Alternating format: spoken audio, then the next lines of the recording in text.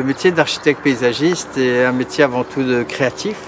On dit souvent que des techniciens on en trouve facilement, mais par contre des créateurs on n'en trouve pas beaucoup. Alors ce qui est les deux règles d'or de tout bon paysagiste, c'est s'intégrer au site et l'histoire du lieu. Alors ici on est dans la Flandre, donc évidemment pourquoi ne pas faire un jardin à la flamande?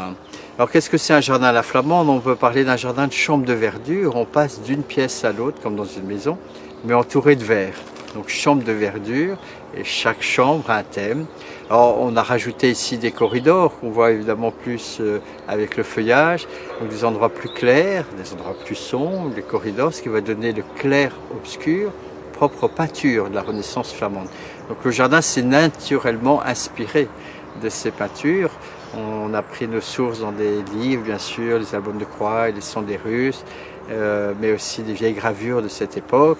Et on essaie évidemment de mettre des plantes, adaptées vraiment typiquement flamandes, qu'on retrouve aussi dans les peintures.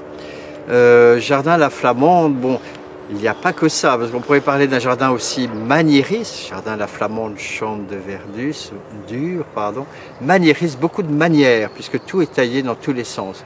Alors ici même, on est dans la chambre sur cour, face à un pignon flamand, une ferme flamande, la base est 17e. On a voulu retrouver le dessin un petit peu du pignon flamand à escalier sur le faîte. Et du coup, tous les taxus sont taillés en forme un peu d'escalier.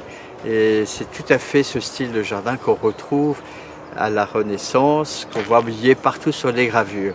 Alors, jardin maniériste, jardin de taupière où tout est taillé en faisant beaucoup de manières dans tous les sens.